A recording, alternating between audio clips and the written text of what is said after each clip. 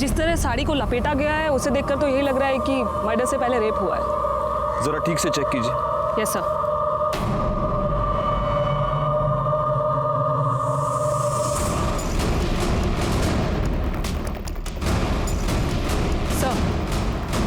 Sir ये एक नहीं 2 बॉडीज हैं। क्या?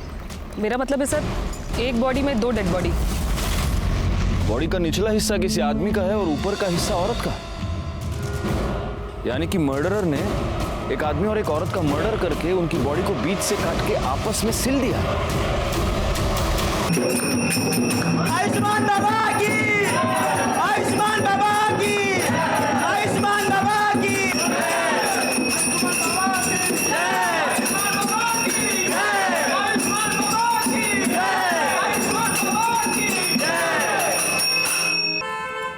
ये मेरी पत्नी है बाबा, डिप्रेशन का शिकार हो चुकी है, दिन रात दुखी रहती है बाबा, घर में बहुत क्लेश होता है, कृपया इसका इलाज कीजिए, हम लोग बहुत परेशान हैं बाबा।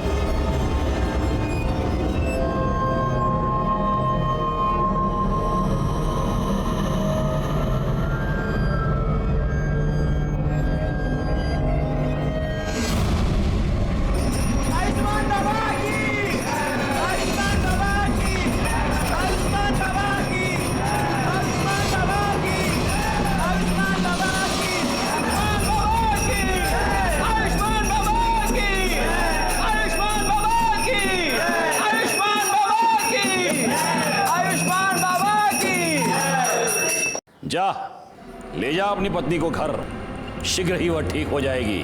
बाबा की जय हो, बाबा की जय हो। आओ भक्तों, बाबा का आशीर्वाद ले लो।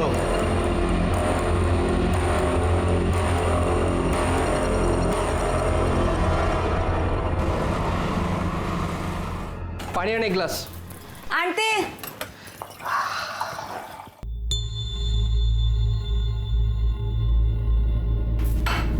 ये ले, घर खर्च के लिए। अब देख क्या रही है, पगार हुआ यार। मुझे नहीं चाहिए तेरे पाप की कमाई। क्या बोलिस? पाप की कमाई? ये मेरी मेहनत का पैसा है। मेहनत का पैसा? हाँ, ये मेहनत का पैसा है तेरा या तेरे उस ढोंगी कमीने बाबा की पाप की कमाई है? ए बाबा को कुछ मत बोला, देख दांत तोड़ दूंगा मैं तेरे। तू भूल गया उसका क्या किया था? वो बाबा जो भक्ति के नाम पे दूसरी औरतों की चुम्मा चाटी करता है। देख, मुझे तेरा नहीं पता, पर मुझे बहुत शर्म आती है इस पाप की कमाई खाने में। चल तेरी तो मैं।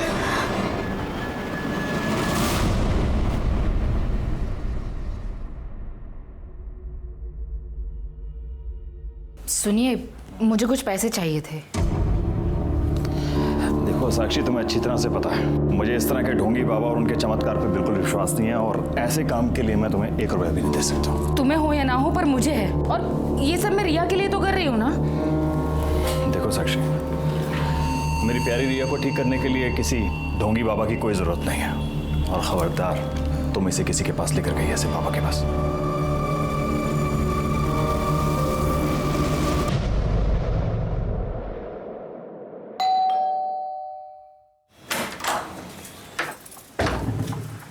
काजल, थोड़ी सी शक्कर मिलेगी? वाटी अनलेस? हाँ वाटी।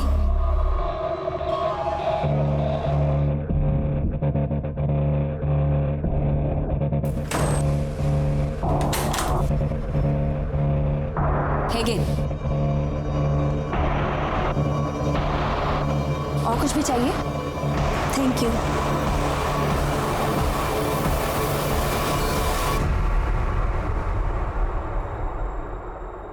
ठीक किया जो तुम इसे मेरे पास उपचार के लिए ले आई।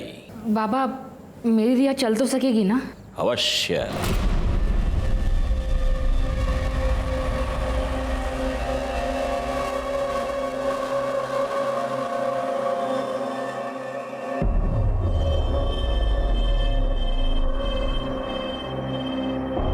ले, ये तेल है, प्रतिदिन 3 प्रहर इस तेल से तेरी बच्ची के पैरों पर मालिश करना।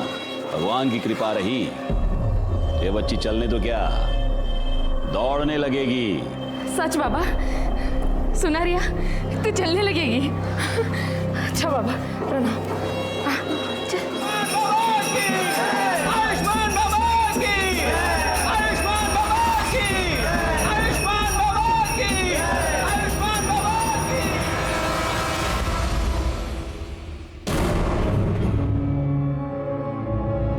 बेटा, बेटा क्या हुआ? बाप रे, क्या हो गया है लोगों को? इतने घटिया लोग भरे पड़े हैं ना, रेप पर रेप के केस आ रहे हैं। अब 60 साल के बुड्ढे ने एक 20 साल की लड़की का रेप कर दिया, बताओ। रिया, रिया बेटा, रिया बेटा क्या हुआ? क्या हुआ बेटा? रो क्यों रहो? क्या हुआ? ओ बेटा मुझे बताओ। अरे किसी ने कुछ कहा क्या? मुझे बताओ ना, क्या हुआ? अरे भाई ये रो क्यों रही है? क्या हुआ इसे? क्या हुआ बेटा? बेटा मुझे बताओ, क्या हुआ?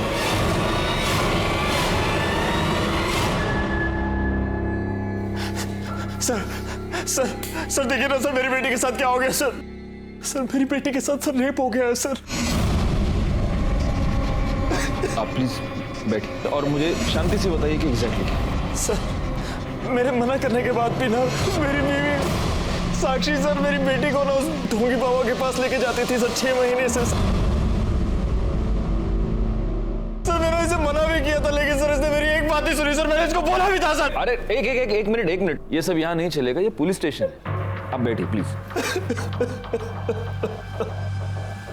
मैडम आप बताइए क्या हुआ? सर रिया के पैर बहुत कमजोर है, सब कुछ करके देखे लेकिन कोई फर्क नहीं पड़ रहा था। तब मैंने बाबा के बारे में सुना, हम रिया को उनके पास लेकर गए। बाबा ने इसकी नब्ज देखी और कहा कि ये ठीक हो सकती है। बाबा ने मुझे एक तेल दिया और कहा कि मैं उससे रिया के पैरों की मालिश करूं, लेकिन उससे भी कोई फर्क नहीं पड़ रहा था। मैंने बाबा को बताया तो उन्होंने कहा कि शायद मैं ठीक से मालिश नहीं कर रही हूँ, मैं रिया को उनके पास लेकर जाऊँ, वो मुझे सही तरीका बताएंगे। पहले तो मैं डर गई कि कोई अनजान आदमी मेरी बेटी के पैरों को हाथ लगाएगा। मेनका। जी बाबा। मेरी आंखों पर पट्टी बांधो।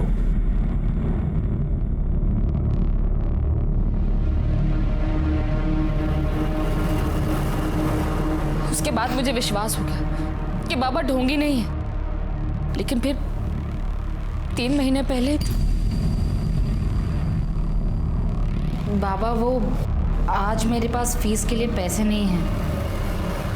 अरे रे रे रे रे रे रे रे, पैसे नहीं है तो कोई बात नहीं, अब पैसा ही सब कुछ थोड़ा ना है, क्यों बाबा, है ना? अब पैसा नहीं है तो उसके बदले कुछ और देना पड़ेगा। अलग चीज मतलब उसके बाद मैं तेल लेने के लिए अकेले आश्रम गई। वहां पर उन्होंने मुझे वेटिंग रूम में बैठने को बोला।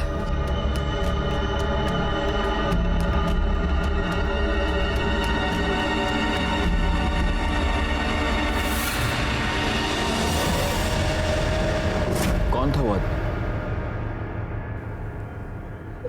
पता नहीं सर, लेकिन जब होश आया तो देखा कि मेरे कपड़े मेरे साथ भी रेप हुआ था। उसके बाद 2 बार और ऐसा हुआ। 3 बार तेरे साथ रेप हुआ, तूने मुझे बताया तक नहीं? तुझे मजा आ रहा था रेप करने में, और मेरी बेटी को लेकर गई उस ढोंगी बाबा के पास। तुझे कितनी बार बोला था? तुझे कितनी बार बोला इसको मत लेके जाओ?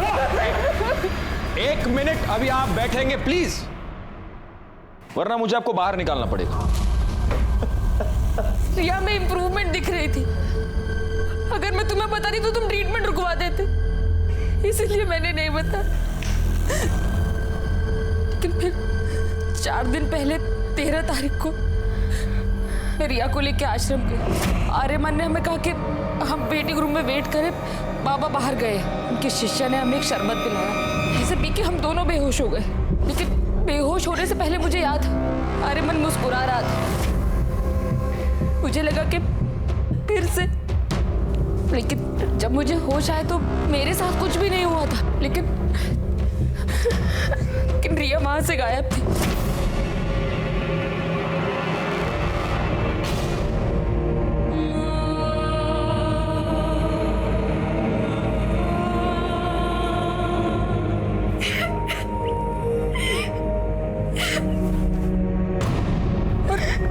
रिया मुझे ट्रीटमेंट रूम में मिली।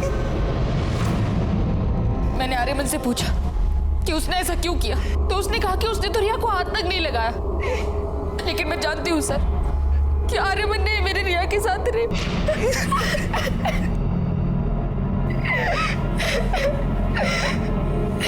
बेटा, क्या तुमने उस आदमी को देखा? वो आर्यमानी था?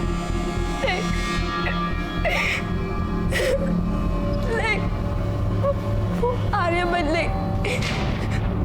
आयुष्मान बाबा थे। मुझे याद है बेहोश होने से पहले जो आदमी मेरी तरफ आ रहा था उसे वही चोला पहना था जो आयुष्मान बाबा पहनते। इंस्पेक्टर सर प्लीज उस बाबा और उसके बेटे को अरेस्ट कर लीजिए प्लीज सर। प्लीज सर हमें न्याय दिलवा दीजिए प्लीज सर। कामनी मैडम, बच्ची को मेडिकल एग्जामिनेशन के लिए ले जाइए, आप भी जा सकते हैं।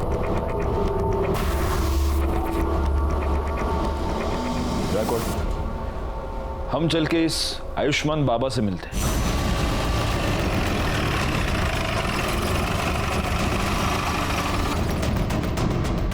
साक्षी हम पर ऐसे आरोप कैसे कर सकती है अपने बाबा के बारे में?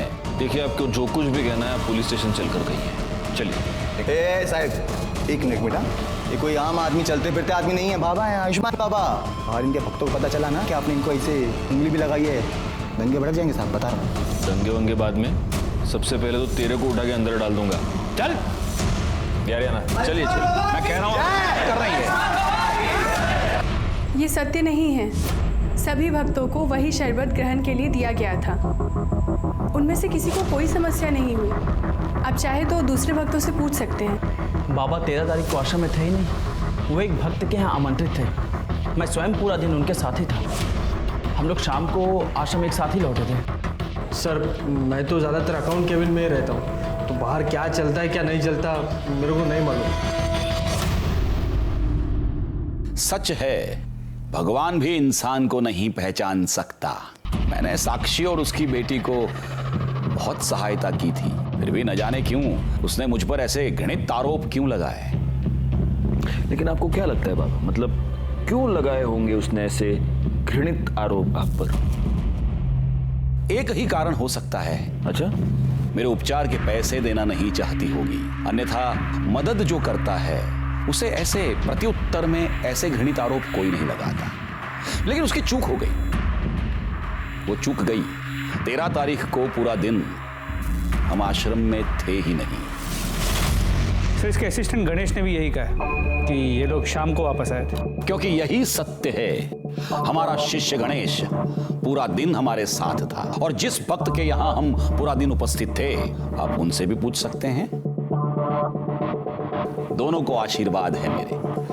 अब हम यहां से प्रस्थान करेंगे। अरे नहीं नहीं नहीं नहीं, प्रस्थान वस्थान आप कुछ नहीं कर सकते अभी। क्या है बाबा, आप रेप अक्यूज्ड हैं, तो अब आप यहीं रहेंगे। बैकवर्ड, बाबा को उनकी कुटिया दिखा दो। अब अगले कुछ दिन तक भजन पूजन कीर्तन कीर्तन वहीं पे ले जाओ। चलिए। देखिए ये गलत है।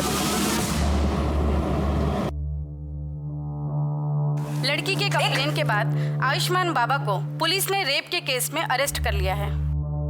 अभी भी तुझे लगता है कि तेरा बाबा ढोंगी नहीं है? काजल चुप बैठ। मैं बाबा को बहुत पहले से जानता हूँ, वो ऐसा कर ही नहीं सकते। और अगर रेप हुआ भी है ना तो बाबा ने नहीं किया है, वो उस कमीने आर्यमान ने किया है, क्योंकि वो आर्यमान एक नंबर का। अच्छा, तो फिर पुलिस ने तेरे बाबा को क्यों पकड़ा? हाँ, संभल के रहे। हाँ, संभल के रहे, कहीं बाबा तुझे भी अरेस्ट ना करवा दे। सर, ये रही रिया की मेडिकल रिपोर्ट। इस रिपोर्ट के मुताबिक रिया की बॉडी पर कोई सीमन नहीं मिला है। ये तो एक्सपेक्टेड ही था। 4 दिन बाद वो लोग कंप्लेंट लिखवाने आए थे। 4 दिन बाद हमें क्या मिले? सर एक बात और, रिया की मेडिकल रिपोर्ट से पता चला है कि उसके साथ सेक्स हुआ है, वो वर्जिन नहीं है। नहीं, लेकिन कमली मैडम ये बात लेकर हम कोर्ट में नहीं जा सकते। बाबा का वकील पहली हियरिंग में ये साबित कर देगा कि रिया खुद सेक्सुअली एक्टिव थी और अब उसके माँ बाप बाबा को फंसाने के लिए ये सब चाल चल रहे हैं। नहीं, हमें कोई ऐसा पुख्ता सबूत चाहिए जिससे हम ये साबित कर पाए कि रेप बाबा ने किया है।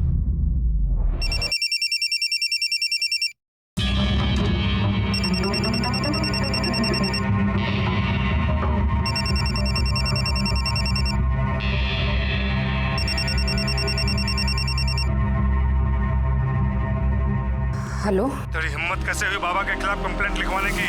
भूल गई बाबा कौन है? या तो कंप्लेंट वापस ले वरना हम तुझे और तेरी बेटी को छोड़ेंगे नहीं। नहीं, मेरी बेटी को कुछ मत करना। वो कौन है? कौन बोल रहा है? हिम्मत है तो सामने आके बात कर। अरे फोन पे क्या धमकी दे रहा है? हेलो हेलो, काट दिया। जो भी ऐसे छोड़ूंगा। कहाँ जा रहे हो? अरे पुलिस को इन्फॉर्म करने जा रहा हूँ। नहीं, उसने धमकी दी है। साक्षी, तुम अब भी नहीं समझ रही हो, हमें पुलिस को इन्फॉर्म करना पड़ेगा। ये सब बंद होना चाहिए। नहीं, आप मेरी बात सुनिए ना। साक्षी प्लीज, देखिए मेरी बात सुनिए। Please Sakshi.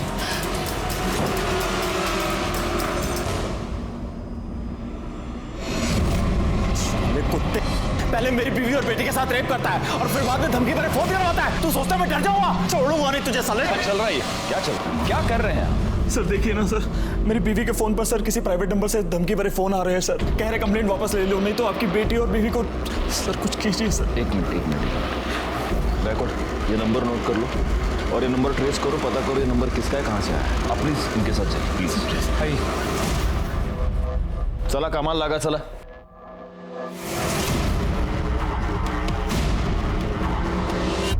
सर, आयुष्मान बाबा को बेल मिल गई है। ये तो नहीं था। सिवाय इनकी कंप्लेंट के हमारे पास है ही क्या? फॉर्मेलिटीज पूर्ण कर। सर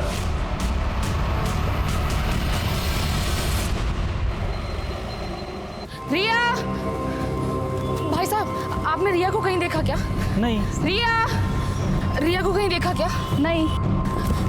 वॉचमैन भैया, रिया को कहीं देखा क्या? साक्षी, क्या हुआ? भाभी वो रिया ना नीचे वॉक करने के लिए आई थी।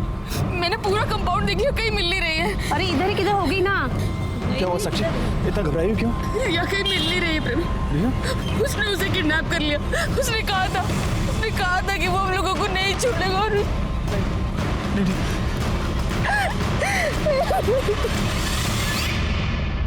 हरामखोर, रिया का रेप तूने किया है ना, मुझे सब पता है। क्या रे बड़ऊ, मैं किया है, क्या लगा के रखा है? लड़की ने देखा तेरे को, स्टेटमेंट में नाम तेरा, तो मैं कैसे किया है हा? और वैसे भी वो जो तू आशीर्वाद के नाम पे वो जो चोला डाल के जो चुम्मा चाटी करता है, तो ठगी कौन? तू रेपिस्ट कौन? तू, मैं नहीं, समझा? बकवास बंद कर, मुझे सब पता है। बाबा को मिर्ची लगी रे बाबा को मिर्ची। लेकिन क्या करे, मैं देखा नहीं तेरे को उस दिन आश्रम आते हुए। झूठ बोल रहा है तू। उस दिन मैं आश्रम में था ही नहीं, मैं तो शाम को लौटा था। ये जो तेरी झूठ की खिचड़ी है ना, ये तो येड़ा गणेश है ना, उसके साथ मिलकर पुलिस से खिला, मेरे को नहीं। मैं देखा तेरे को उस दिन शाम को वापस आते हुए भी, और रिया के साथ कमरे में करते हुए भी। हाँ, तो मेरे साथ ना शांतपंथी नहीं। चल जा जा जा। बाबा, वो साक्षी ठाकुर आई है, बहुत शोर मचा रही है और तमाशा भी कर रही है। जल्दी चलिए।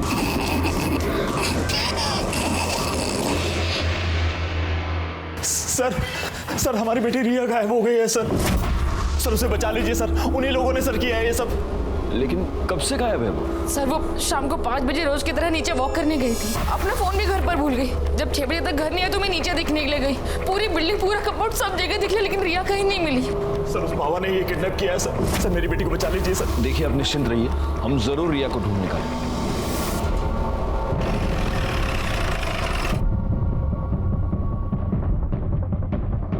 सर, बॉडी को सबसे पहले इन औरतों ने देखा। ये सुबह यहाँ कपड़े धोने आई थी तो इन्होंने बॉडी को देखा। सर, बॉडी पे कई जगह खरोच के निशान हैं और ये देखिए गर्दन पे जो मार्क है उसे देखकर तो यही लग रहा है कि मौत गला घुटने से हुई। एक मिनट, पूरा चेहरा टर्न करना। सर तो रिया ठाकुर है। देखिए आसपास जरा चेक कीजिए, कोई क्लू मिलता है क्या? सर, ये तो बैसाखी मुझे वहां पे मिली। कामे मैडम। सर, फॉरेंसिक टीम को बुलाइए और बॉडी को पोस्टमार्टम के लिए भेज दीजिए। Okay sir. अब इस बाबा का टाइम आ गया है।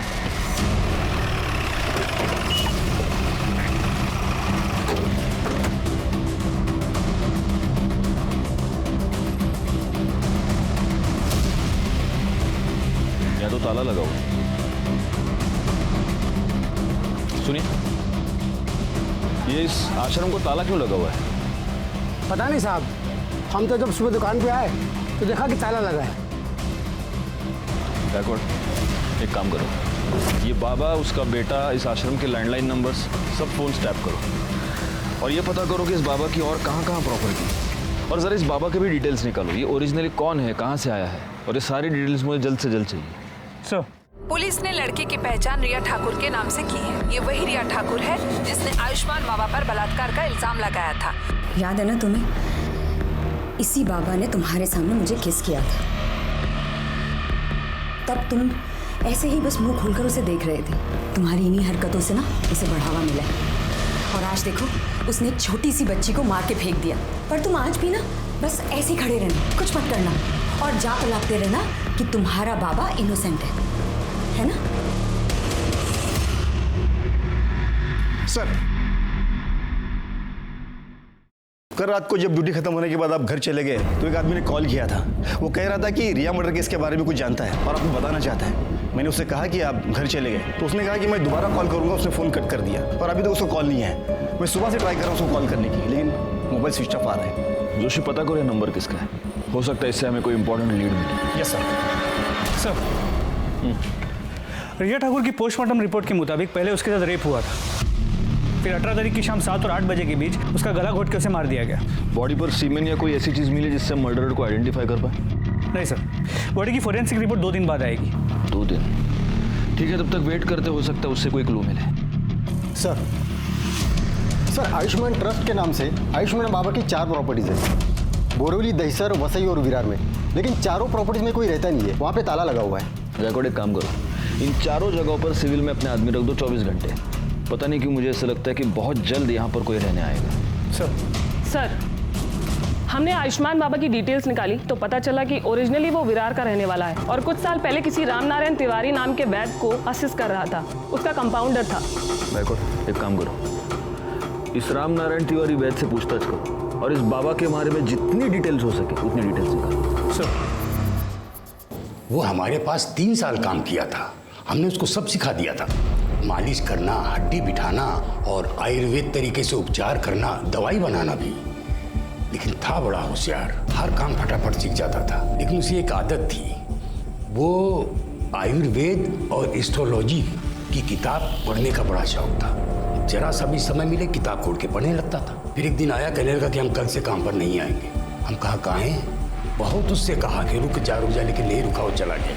1 साल बाद सुनने में आया कि साकिब खान जो है आयुष्मान बाबा बन गए। एक मिनट, ये साकिब खान कौन है? अरे वही आयुष्मान बाबा जो है वही साकिब खान है। मुस्लिम से हिंदू नाम बदल के बाबा बना। और ये आर्यमन उसका बेटा इमरान। हाँ, जब उसकी जोरू मरी तो इमरान 2 साल का रहा होगा। तो इसने माँ का भी प्यार दिया, बाप का भी प्यार दिया। बहुत लाड करता था और लाड प्यार के चक्कर में लड़का खराब हो गया। अच्छा, ये आयुष्मान बाबा मतलब आपका साकिब खान जब ये आपके पास काम किया करता था तो जो महिला इलाज करवाने के लिए आती थी उनके साथ कभी उसने बदतमीजी की थी? ना, कभी कोई बदतमीजी नहीं। अच्छा, उसके किसी रिश्तेदार को आप जानते हैं? नहीं, बस परिवार का मालूम था, सो हमने बता दिया।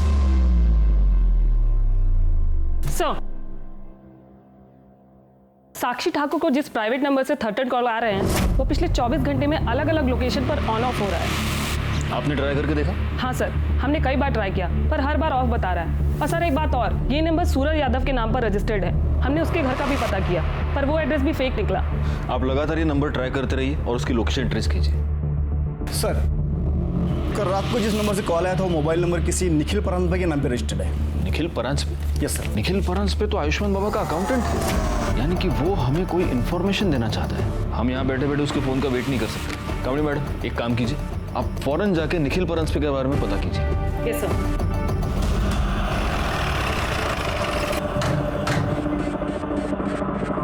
क्या आप बता सकती हैं कि काजल और निखिल कहाँ गए हैं? हाँ मैडम, कल शाम को करीब 8 बजे मैंने काजल और निखिल दोनों को एक साथ जाते देखा। मैं तो खुद हैरान थी कि दोनों एक साथ कहाँ जा रहे हैं। मतलब 24 घंटे लड़ाई झगड़ा करते रहते हैं। किस बात पे?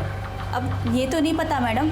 एक बार मैंने काजल से पूछने की कोशिश की थी तो उसने मुझे कुछ नहीं बताया, लेकिन हाँ उसका वो हीरो है ना, उसको जरूर बताया होगा। हीरो? कौन हीरो? अब ये तो ज़्यादा तो मुझे कुछ नहीं पता, लेकिन हाँ कुछ हफ्तों पहले जब मैं मार्केट से घर वापस आ रही थी तब मैंने देखा कि वो काजल का बॉयफ्रेंड था। अब ये सब तो मुझे नहीं पता, लेकिन हाँ वो तभी आता था जब निखिल घर पर नहीं रहता था। कुछ दिनों पहले मैं काजल के घर शक्कर लेने आई थी, तब मैंने उसे बैठा देखा था। पहचान सकती हूँ कौन है वो? स्केच बनवा सकती हो? वो तो मैं नहीं बता सकती क्योंकि मैंने उसे सिर्फ 2 बार देखा है और वो भी पीछे से। निखिल और काजल का फ़ोन नंबर और फोटो तो होगा ही आपके पास? जी।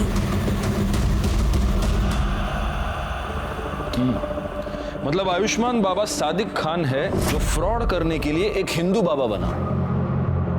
गायकवाड़, मैंने तुम्हें उसके प्रॉपर्टीज पर नजर रखने के लिए कहा था, उससे कुछ पता चला? नहीं सर, अब तक तो वहाँ कोई भी नहीं आया और आसपास के लोगों से पूछताछ की तो समझा कि उन प्रॉपर्टीज में हमेशा ताला होता है, वहाँ किसी को आते जाते देखा नहीं है।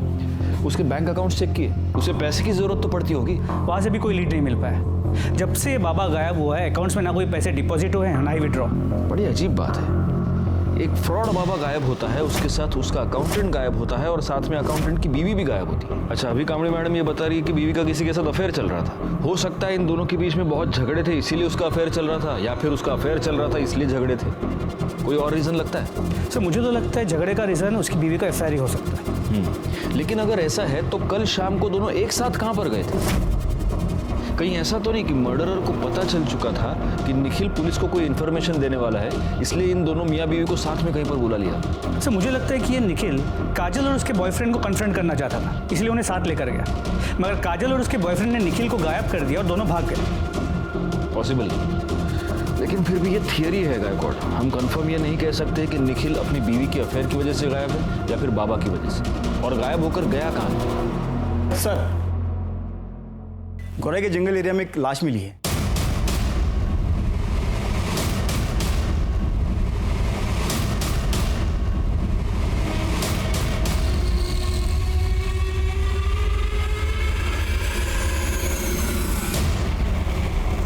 सर, ये बॉडी तो काजल परांजपे की है। What? Yes sir. सर, जिस तरह साड़ी को लपेटा गया है उसे देखकर तो यही लग रहा है कि मर्डर से पहले रेप हुआ है। जरा ठीक से चेक कीजिए। Yes sir.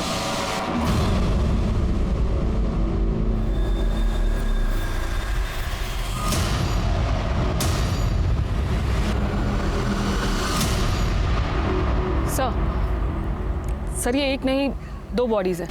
क्या? मेरा मतलब है सर, एक बॉडी में 2 डेड बॉडी। क्या बात कर रही हैं आप कामड़ी मैडम?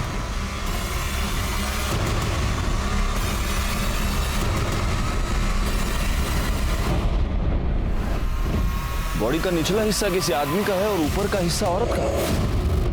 या तो ये निखिल हो सकता है या फिर काजल का बॉयफ्रेंड। ये हो सकता है कि निखिल ने काजल को और उसके बॉयफ्रेंड का मर्डर करके उन दोनों की लाश को ऐसे इस तरह से सिल दिया होगा। पर सर, बॉडी को कोई इस तरह स्टिच क्यों करेगा? हो सकता है वो ये स्टेटमेंट करना चाहता हो कि तुम दोनों का अफेयर था, तुम दोनों एक साथ आना चाहते थे, लो मैंने तुमको मार के एक कर दी। निखिल तो साइको लग रहा है। बिल्कुल है, लेकिन ये सब तब तक एक थियरी है जब तक हमें ये पता नहीं चलता कि ये बॉडी का निचला हिस्सा आखिर किसका है। कामड़ी मैडम, सर बॉडी को पोस्टमार्टम के लिए भेजने का इंतजाम कीजिए और फॉरेंसिक टीम को बुला लीजिए। Yes sir. गायकवाड़, पता कैसे चलेगा कि ये बॉडी का निचला हिस्सा किसका है? सर एक आइडिया है, काजल के नेबर्स ने कहा था कि उन्हें यहाँ 1 साल हो गया है। हो सकता है इस बीच वो कभी बीमार पड़े और कभी अपना ब्लड टेस्ट किया, तो आसपास के लैब से कुछ इन्फॉर्मेशन मिल सकती है। मतलब ब्लड ग्रुप से? जी सर। Good idea. एक काम करो, उनके घर के आसपास जितने भी पैथोलॉजी लैब्स है वहाँ पर पता करो इमीडिएटली। सर पैथोलॉजी लैब से मिली रिपोर्ट और पोस्टमार्टम रिपोर्ट में जो ब्लड ग्रुप आया है उससे ये साफ होता है कि लोअर बॉडी निखिल परांजपे की है। नहीं, लेकिन अगर निखिल परांजपे और काजल के बॉयफ्रेंड का ब्लड ग्रुप सेम हुआ तो? सर ये तो मैंने नहीं सोचा था। पोस्टमार्टम रिपोर्ट के मुताबिक काजल का मर्डर 19 मई को रात 9 से 10 के बीच हुआ है और मृणाल ने हमें बताया कि उसने उन दोनों को 8 बजे घर से निकलते हुए देखा। मतलब निखिल ने यहाँ फोन करने के तुरंत बाद।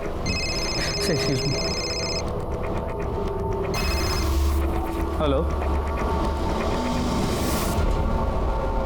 ठीक है सर। गोरे के डंपिंग ग्राउंड के पास 2 आधी कटी हुई डेड बॉडीज मिली।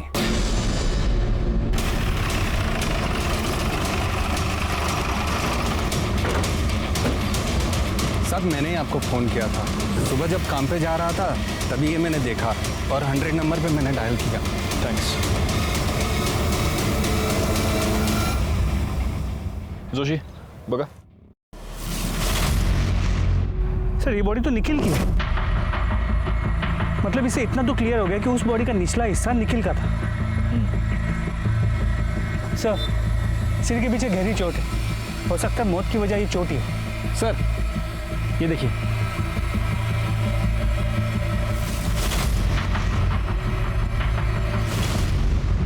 गायकवाड़, अपनी फॉरेंसिक टीम को बुलाओ और उनसे कहना कि इस बार मुझे रिपोर्ट जल्द से जल्द चाहिए। सर।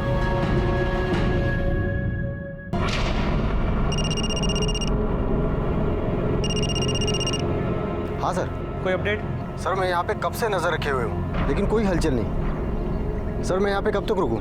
वो बोलता हूँ मैं, लेकिन अभी के लिए वहाँ पे नजर रखो। ठीक है सर, ओके।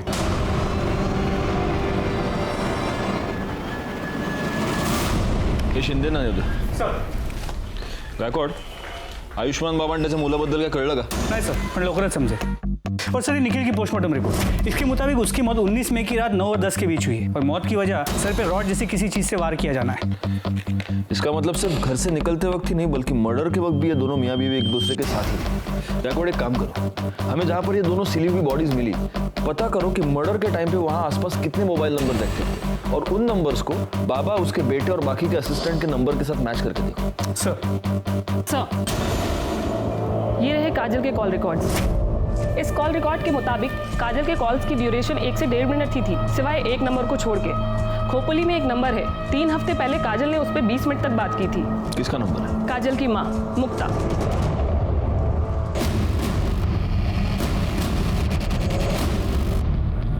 बड़ी अभागन थी मेरी काजल। तिच्या नशिबात सुखच नव्हतं। हम जब पालघर के पास नांदोर गांव में रहते थे तब काजल दूसरे बिरादरी के लड़के के साथ भाग गई। पूरे गांव ने हमें बेदखल कर दिया। हम लोग दर दर भटकने लगे, कभी यहाँ गावात कभी त्या गावात। अभी 1 महीना पहले नवीन को यहाँ काम मिला। 3 हफ्ते पहले आपकी काजल से बात हुई थी? हो सर, 1 महीने पहले की बात है सर।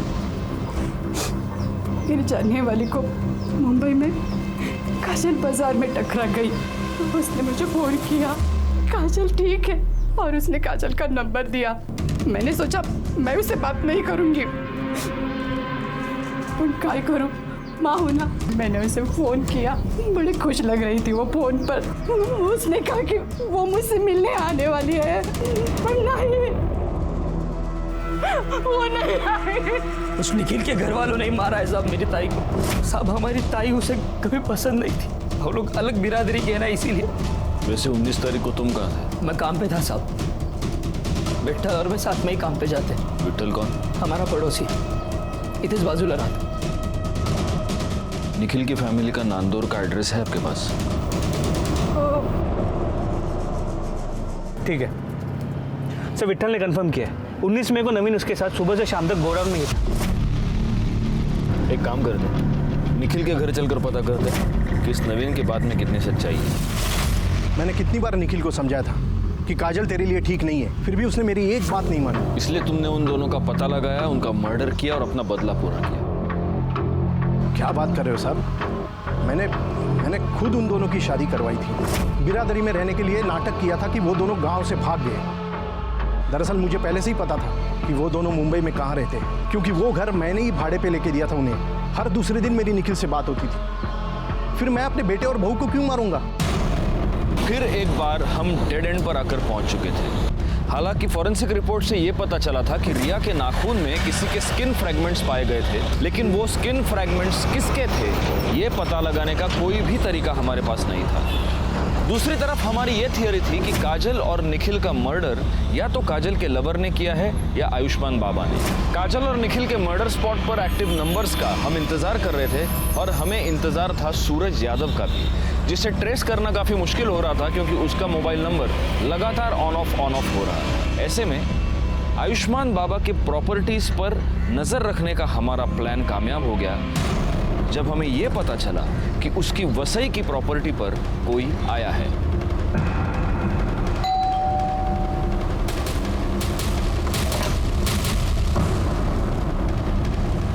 जी, आपका नाम? माजिद खान। सादिक खान को जानते हैं? हाँ, वो हमारे फूफी के लड़के हैं, हमारे बड़े भाईजान हैं। बड़े ताज्जुब की बात है माजिद साहब, आपकी आवाज़ आपके फूफी के लड़के से बहुत मिलती जुलती है। देखिए आप हमें खामखा परेशान कर रहे हैं। हमारे बड़े भाईजान का उन्होंने जो किया है उससे हमारा कोई वास्ता नहीं है। गायकवाड़,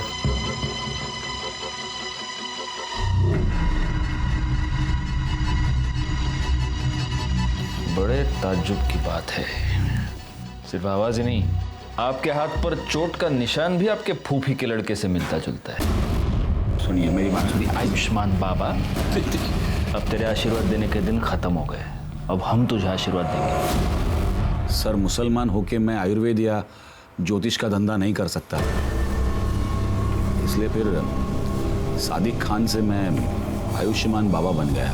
सर मुझे बहुत जल्दी फेमस होना था, बहुत जल्दी बहुत सारे पैसे कमाने थे, इसीलिए वो लिप किस वाला आइडिया लगाया। साक्षी और रिया के अलावा और कितनी औरतों का रेप किया है? नहीं सर, मैंने किसी का रेप नहीं किया है सर। न मैंने न मेरे बेटे ने सर किसी का बेजा फायदा नहीं उठाया है। मानता हूँ सर कि वो बदजबान है, थोड़ा सा बेकाबू हो गया है, लेकिन सर वो ऐसा कुछ करेगा, किसी को इस तरह नुकसान पहुंचाएगा, ये मैं नहीं मानता। वो बेकाबू हो गया या तूने होने दिया? सर शुरू में मैंने उसे काबू में करने की कोशिश की, लेकिन इसको मशवरा देना सिखाऊं कैसे?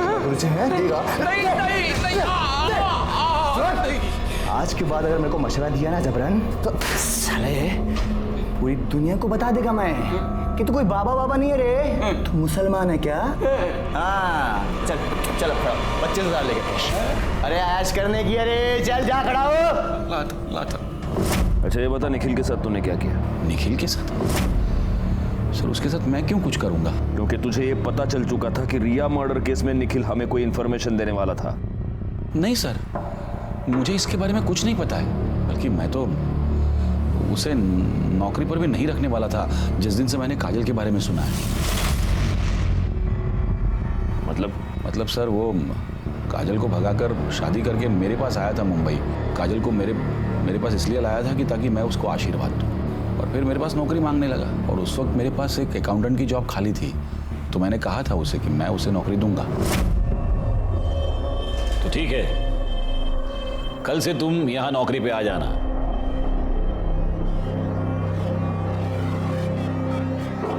मेरी बीवी है।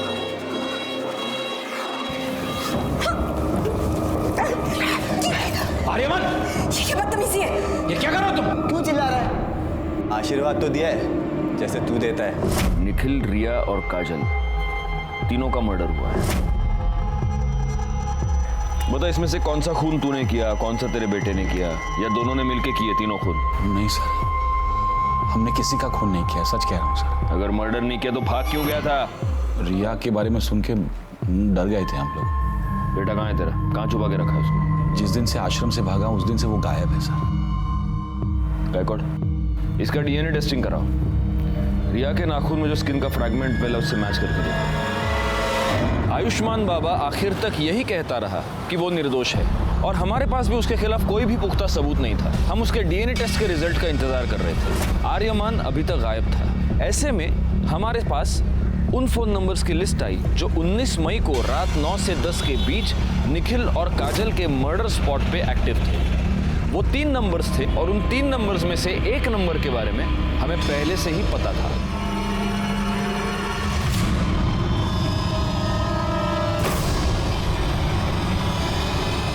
ताई की वजह से हमने बहुत दुख देखे थे साहब। मैं उससे बदला लेना चाहता था, पर पता नहीं था कि वो कहाँ रहती है।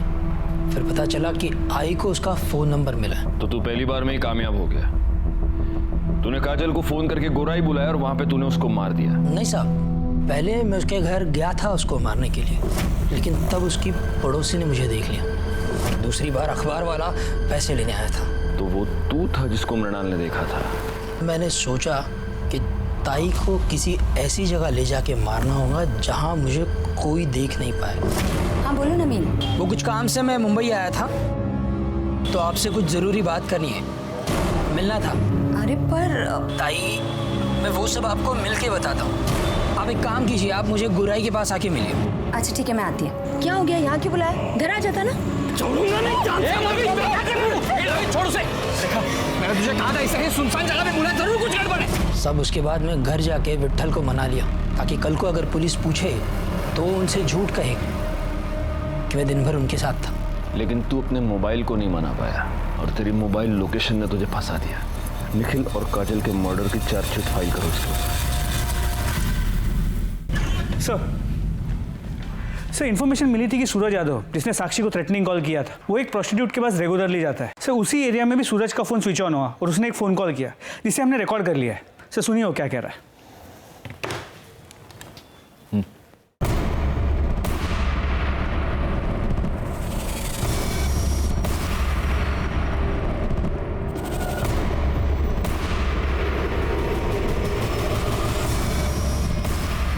एक मिनट गायको, इसका नाम सूरज यादव है ना?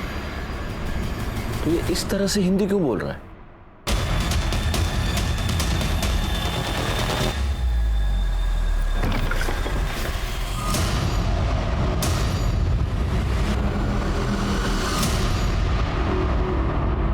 क्या बुलाऊं तुझे? आर्यमान, इमरान या फिर सूरज यादव?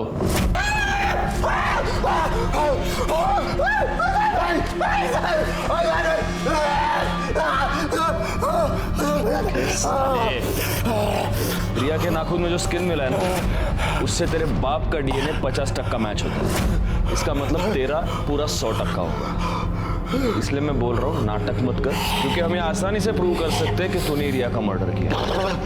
बोल साहब, साक्षी और रिया का रेप नहीं किया है साहब। अब्बू का चोला अपने ऊपर डाल लिया था कि कहीं बीच में थोड़ा बहुत भी होश आए तो लगे कि अब्बू ने गलत काम किया है। मर्डर क्यों किया रिया का? मैं बस कंप्लेंट वापस करवाना चाहता था साहब, पर वो रिया का बाप है ना, फोन पे बहुत अकड़ रहा था साहब, बहुत उल्टा सीधा बोला मेरे को, दिमाग पूरा चलना आ गया था मेरा।